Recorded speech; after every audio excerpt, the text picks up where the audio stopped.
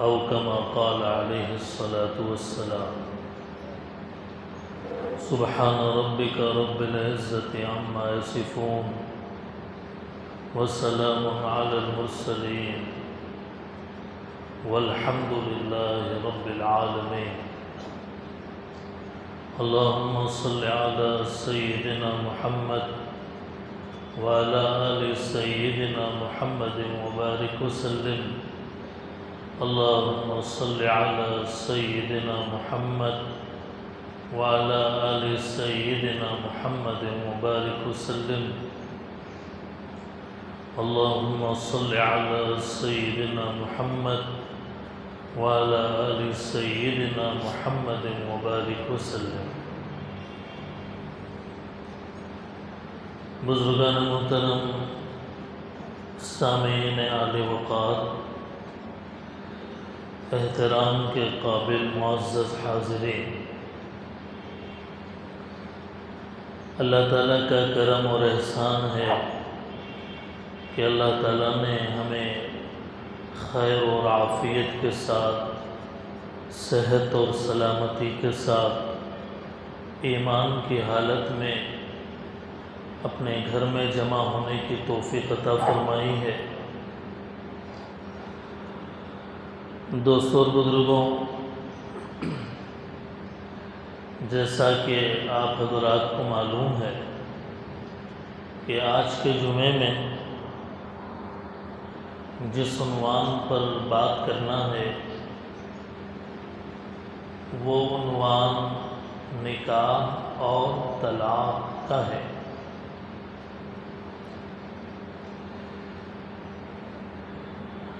آپ میں سے بہت سارے حضرات کو واٹس ایپ وغیرہ سے جمعے کے عنوان کا علم ہو جاتا ہے۔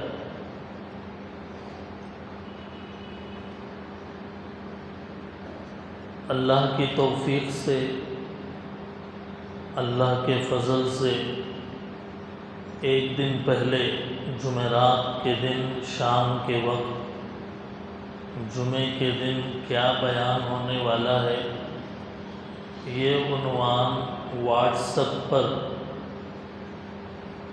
گروپس وغیرہ کے اندر ڈال دیا جاتا ہے۔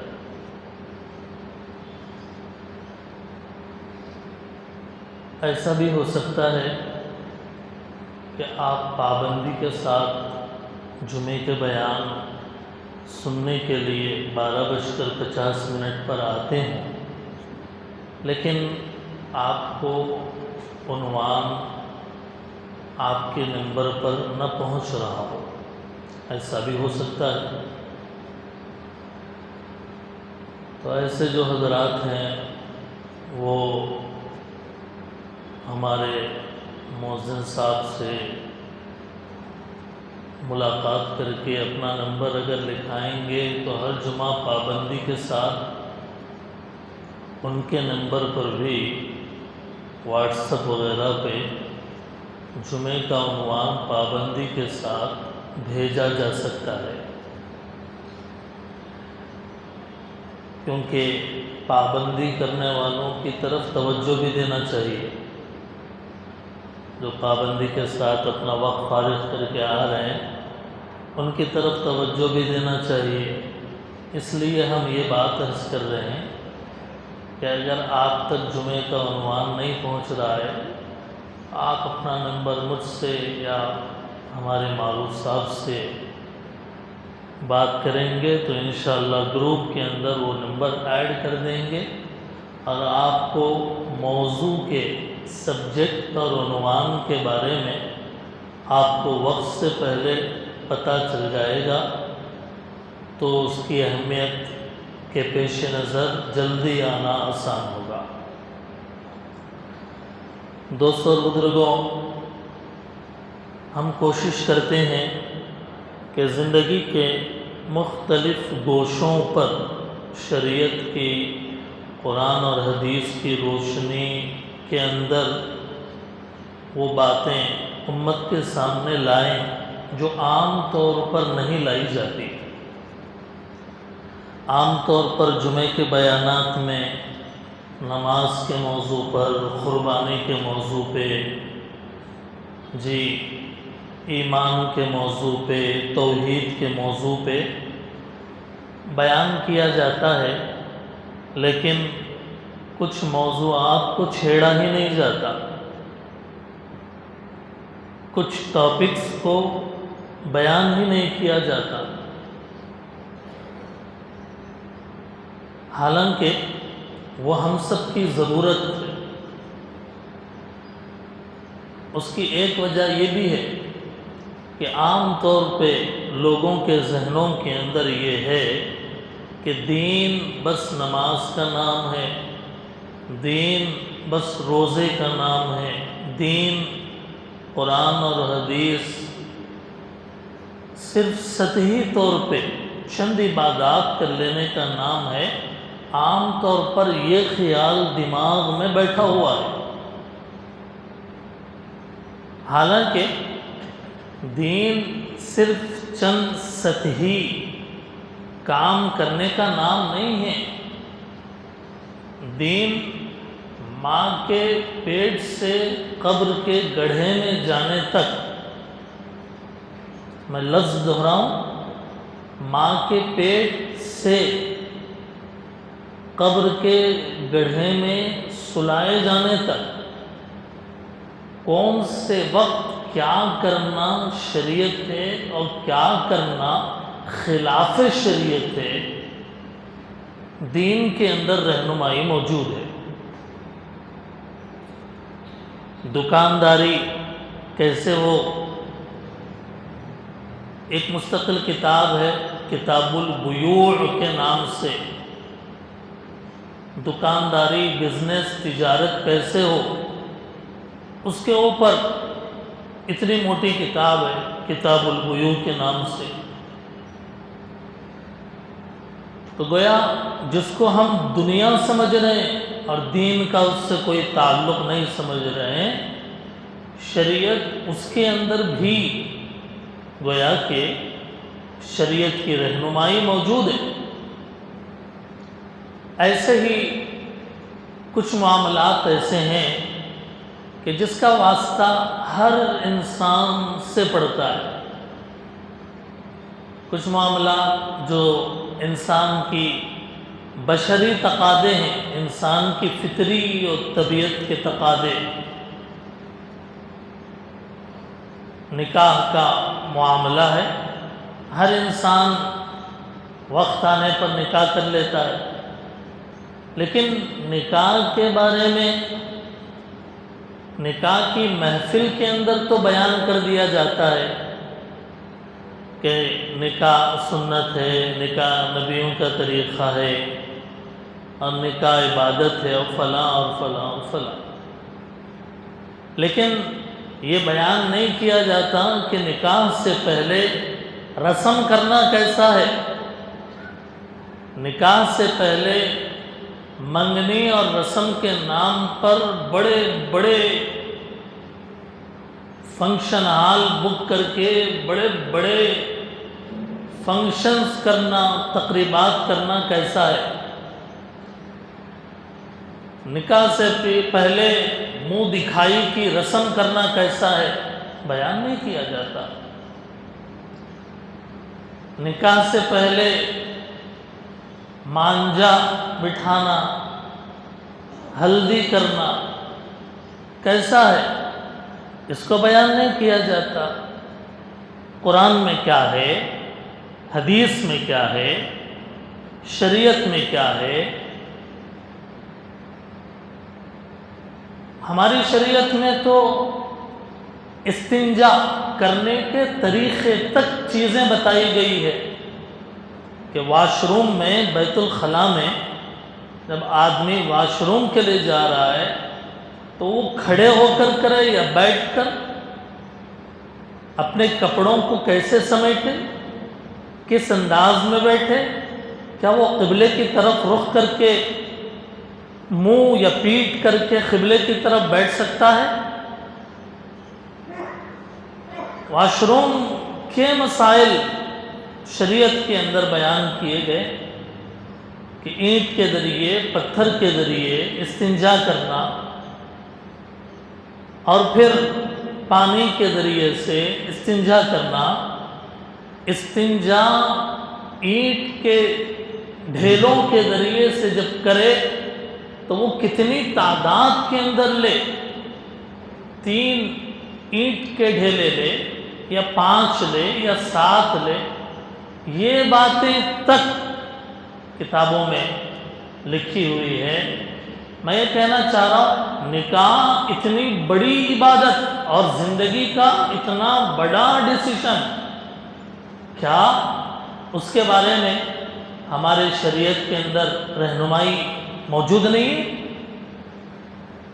جب واش روم کے تک کے مسائل کو کتابوں میں فقہ کی بیان کیا گیا ہے، تو کیا نکاح کے بارے میں کوئی رہنمایانہ خطوط نہیں؟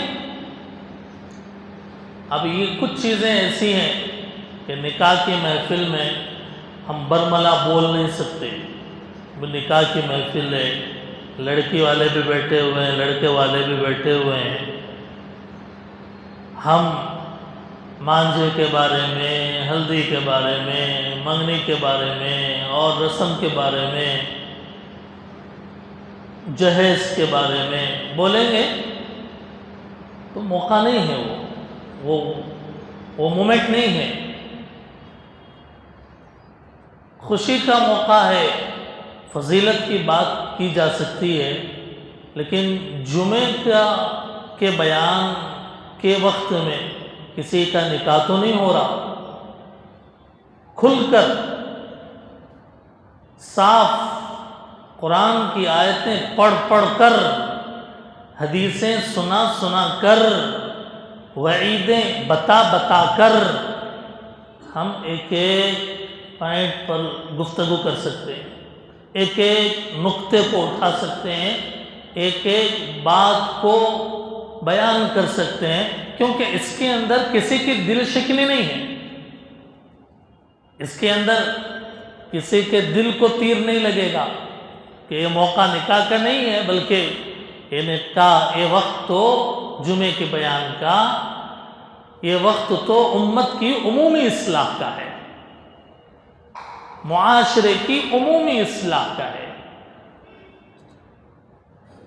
کیونکہ حق بات اگر بولی نہ جائے اور بولنے والے اگر حق نہ بولیں تو پھر ہر غلط چیز کو لوگ دین سمجھنے لگیں گے۔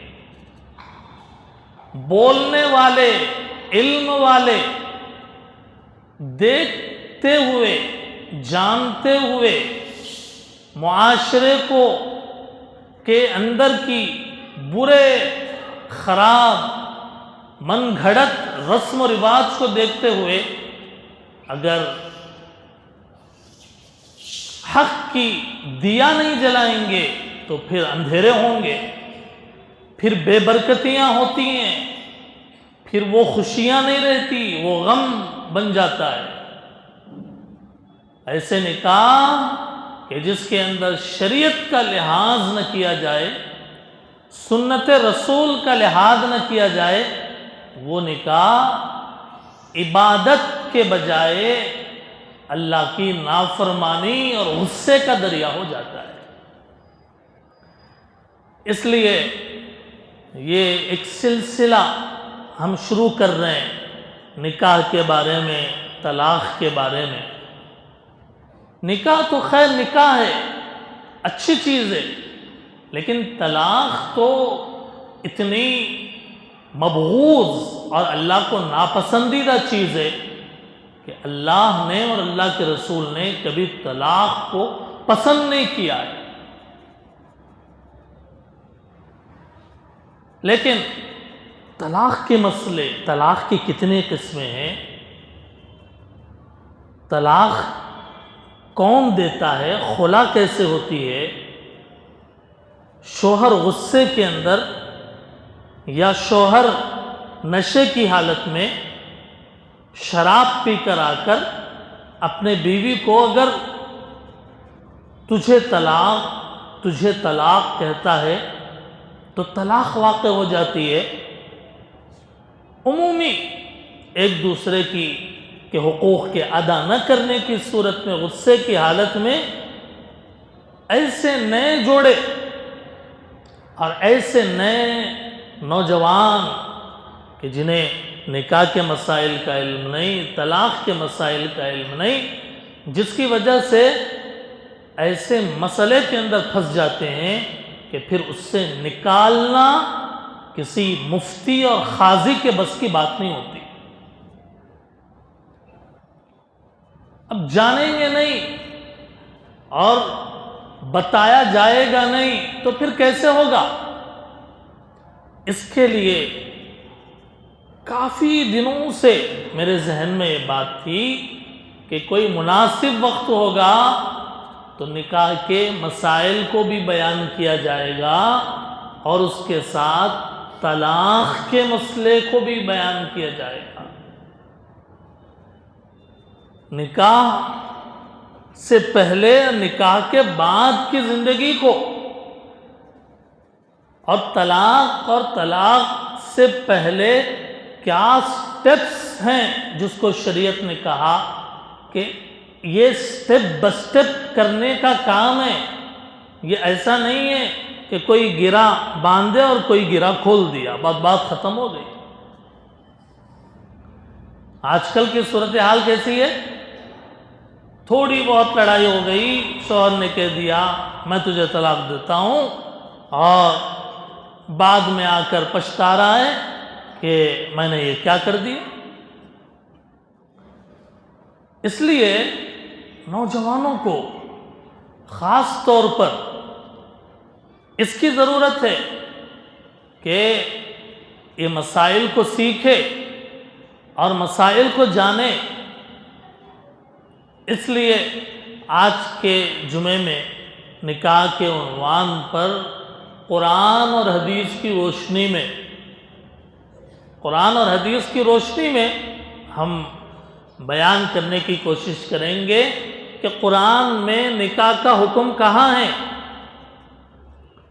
نکاح کا مقصد کیا ہے، نکاح دھوم دھام اور پٹاخوں کے شور میں ہونا چاہیے یا سادگی کے ساتھ ہونا چاہیے، اور نکاح کرنے کا صحیح وقت کیا ہے، نکاح کی اہمیت کتنی ہے،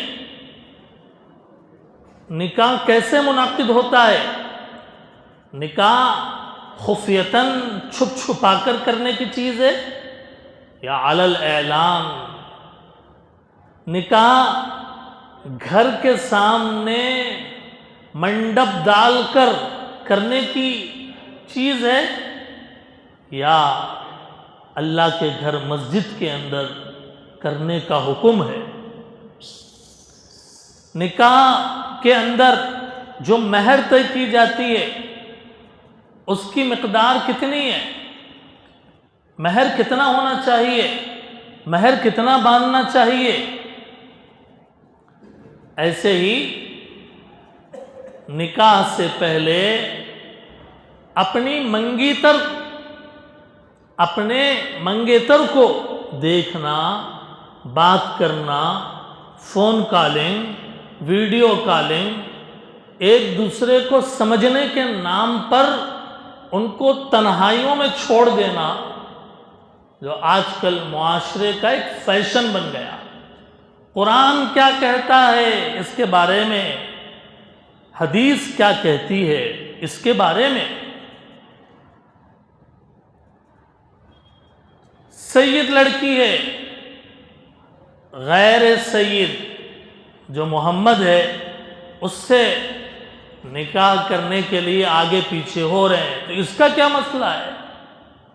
پھر سید لڑکی کا نکاح کیا سید ہی میں کرنا ضروری ہے، سید لڑکے کے ساتھ ہی کرنا ضروری ہے، یا پھر یہ کہ غیر سید کے ساتھ بھی نکاح کیا جا سکتا ہے؟ نکاح کن عورتوں سے نہیں ہو سکتا؟ قرآن نے وہ کون سی عورتیں ہیں جن کے بارے میں صاف صاف کہا کہ نکاح حرام ہے تمہارے اوپر ان عورتوں سے. یہ ایک میپ ہے، ایک نقشہ ہے نکاح کے تعلق سے. اس کو پہلے ہم بیان کریں گے، اس کے بعد ہم یہ آئندہ جمعہ اگر اللہ تعالیٰ توفیق دیں کہ طلاق سے پہلے کیا وہ سٹیپس ہیں جس کو شریعت نے کہا کہ طلاق دھڑلے سے اور کھٹ سے اور فٹ سے زبان ہلا کر نشے کی حالت میں، غصے کی حالت میں، لڑائی کی حالت میں دینے کی چیز نہیں ہے. وہ اللہ کو سخت ناپسندیدہ چیز ہے، اس کو یوں ایزیلی اس کو نہ دیا جائے. طلاق کے درجات ہیں. طلاق کا ڈیسیشن جوش اور جذبے کے اندر نہیں، ہوش کے ساتھ. وقت بھی شریعت نے بتایا کہ تمہیں اگر طلاق دینا ہی پڑے اور سارے سٹیپس تم مکمل کر لو تو تمہیں طلاق دینے کے لیے شریعت ایک وقت بتا رہی ہے. پارے 28 سورہ طلاق میں حضور کو مخاطب کر کے اللہ فرماتے ہیں فَطَلِّقُوهُنَّ لِعِدَّتِهِنَّ وَأَحْصُوا الْعِدَّةَ. طلاق حسن ہوتی ہے، طلاق احسن ہوتی ہے، طلاق بدعت ہوتی ہے، طلاق رجعی ہوتی ہے، طلاق بائن ہوتی ہے، طلاق مغلظہ ہوتی ہے. یہ اگرچہ کتابی علم ہے جو فقہ میں، حدیث میں، بخاری میں، مسلم میں، ترمذی میں بیان کیا گیا اور بہت گہرے علوم ہے. یہ بہت ڈیپ کا سبجیکٹ ہے، لیکن بتانا اس لیے ضروری ہے کہ اگر امت کو نہ بتایا جائے کہ طلاق کے درجات ہیں، رجعی ہلکا درجہ، بائن اس سے بڑا درجہ، مغلظہ بس اینڈ ہے. وہ مغلظہ طلاق دینے کا ایک طریقہ حسن، ایک طریقہ احسن، ایک طریقہ بدعت. طلاق کے بعد کے احکام عدت کے، عدت کس کی کتنی ہے، حاملہ کی کتنی ہے، غیر حاملہ کی کتنی ہے، عدت کہاں ہوتی ہے، طلاق کے بعد کی عدت کہاں گزاری جاتی ہے. یہ وہ ساری باتیں ہیں کہ جس کا ایک شادی شدہ جوڑے کو یا جس کی شادی ہونے والی ہے اس کو جاننا ضروری، تاکہ وہ کوئی ایسی غلطی نہ کرے کہ وہ شریعت کے اس مسئلے کی زد میں آ گیا، بعد میں پچھتا رہا ہے، ہائے پہلے معلوم ہوتا تو ایسا نہ کرتا، پہلے اگر مجھے معلوم ہوتا تو ایسا نہ کرتا. آج کل صرف ایک شہر کی بات نہیں بلکہ عمومیت کے ساتھ آپ دیکھیں، عمومیت کے ساتھ ایسے اہمیت نہیں معلوم ہونے کی وجہ سے نکاح کی، طلاق کی اور اس کی مذمت اور برائی قرآن حدیث میں جو بیان کی گئی نہیں معلوم ہونے کی وجہ سے آج دارالقضاؤں میں، محاکم شرعیہ میں، عدالتوں میں 99% دارالقضاؤں میں یہی مسئلے خلا طلاق کے، طلاق و خلع کے. بھئی نوبت کیوں آئی؟ نوبت اس لیے آئی کہ ایک دوسرے کو سمجھا نہیں، حقوق فہمی نہیں ہوئی اور پھر اہمیت اور اس کا احساس اور ادراک نہیں ہو سکا. تو اس لیے خصوصیت کے ساتھ گزارش ہے کہ اس جمعہ اور آنے والے جمعے میں اگر اللہ تعالیٰ توفیق دے ہم کوشش کریں گے کہ قرآن و حدیث کی وہ گہری باتیں ایک آسان سے انداز میں آپ حضرات کے روبرو اور آپ کے گوش گزار ہم کر سکیں۔ نکاح ایک ایسا پاکیزہ رشتہ ہے کہ اگر اس کو وقت پر نہ کیا جائے تو آدمی زنا کے اندر مبتلا ہو سکتا ہے۔ نکاح کو جب آسان کیا جائے گا زنا مشکل ہو جائے گا، نکاح کو جب مشکل بنایا جائے گا زنا آسان ہو جائے گا، نکاح کو جتنا ٹف بنایا جائے زنا کے دروازے اتنے کھلتے چلے جائیں گے، اور نکاح کو جتنا آسان بنایا جائے تو زنا مشکل ہو جائے گا۔ اس لیے فرمایا، نوجوانوں سے مخاطب کر کے اللہ کے رسول نے فرمایا، یا معاشر الشباب، اے نوجوانوں کی جماعت، تم جوان ہو گئے ہو اور تمہارے اندر طاقت ہے، قوت ہے، نکاح کرنے کی صلاحیت ہے، تو تم نکاح کر لو۔ نکاح کا حکم دیا قرآن میں، فَانْكِحُوا، پارے 4 سورہ نساء کے اندر اللہ تعالیٰ فرما رہے ہیں نکاح کرو، وَأَنْكِحُوا الْأَيَامَ، اور نوجوانوں کے ماں باپ سے کہا، جوان بچے اور بچیوں کے ماں باپ سے کہا اللہ تعالیٰ نے قرآن میں۔ پارے 18 سورہ نور کی آیت ہے، انکحوا الایام منکم، تم میں جو بے شادی شدہ لوگ ہیں، بچے ہیں، بچیاں ہیں، تم ان کا نکاح کرو۔ اللہ تعالیٰ حکم دے رہے ہیں نکاح کرو۔ اس لیے نکاح کا حکم قرآن میں۔ مقصد کیا ہے؟ نکاح کا مقصد قرآن نے بیان کیا، لِتَسْكُنُوا إِلَيْهَا، تاکہ تم سکون حاصل کرو۔ آدمی جب نکاح کرتا ہے اور ایک میاں اور بیوی ایک ہو جاتے ہیں تو اس سے جذبات سکون پاتے ہیں، نظریں بہکتی نہیں، جذبات ٹھنڈے پڑتے ہیں، گناہ کے تقاضے کم ہو جاتے ہیں۔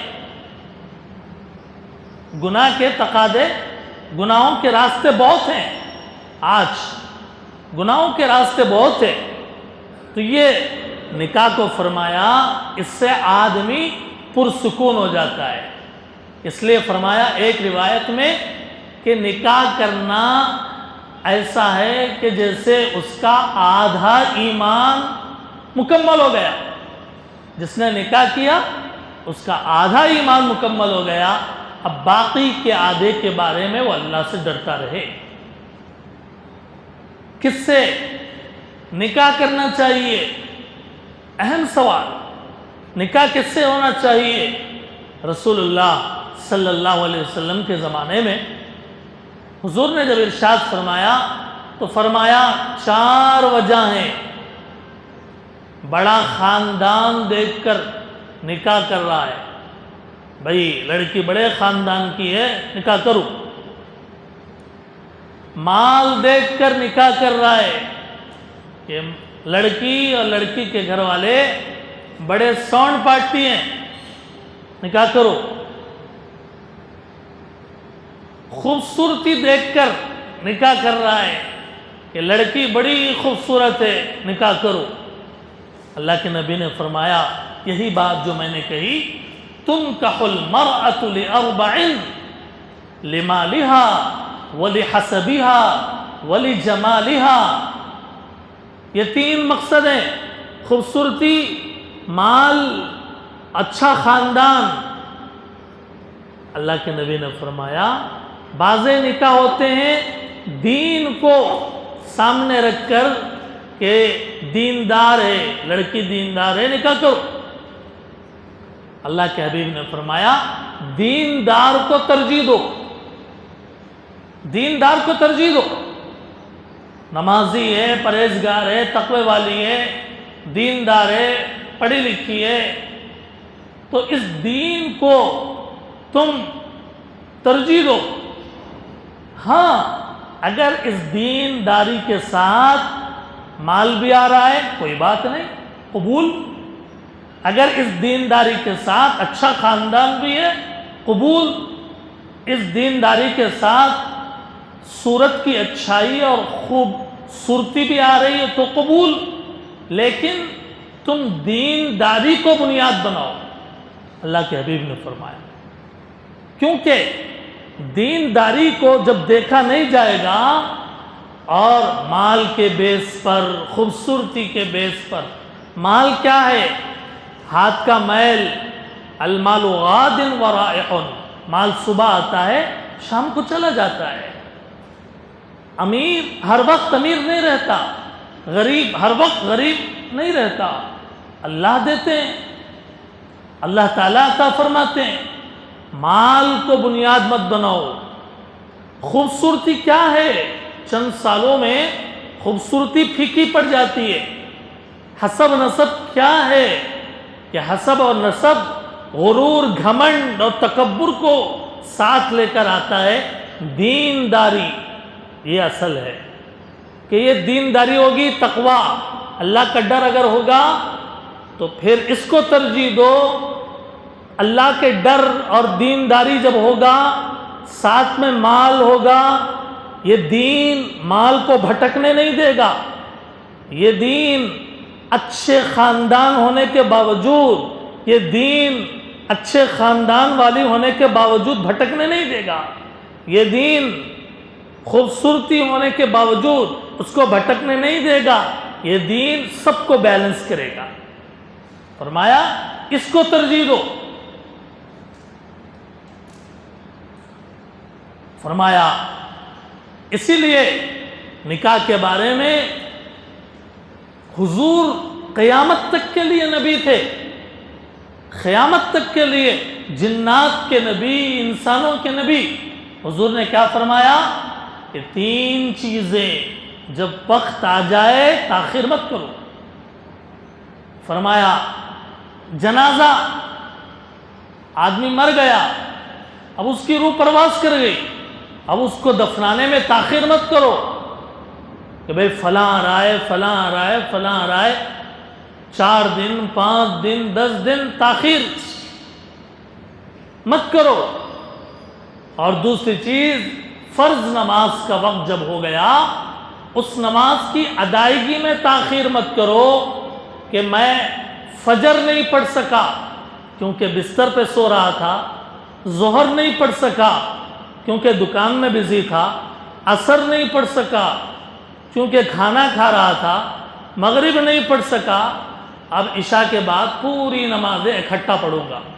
پہلے فجر پڑھوں گا، پھر ظہر پڑھوں گا، پھر عصر پڑھوں گا، پھر مغرب. یہ غلط طریقہ ہے، یہ غلط طریقہ ہے. فرض نماز کا وقت جب ہو گیا نماز ادا کرو فوراً. الصلاۃ اذا حانت. اور تیسری چیز فرمائی کہ جب بچہ اور بچی بالغ ہو گئے اور ان کے برابر کا رشتہ مل رہا ہے تو پھر اب نکاح کے اندر تاخیر مت کرو، نکاح کر دو.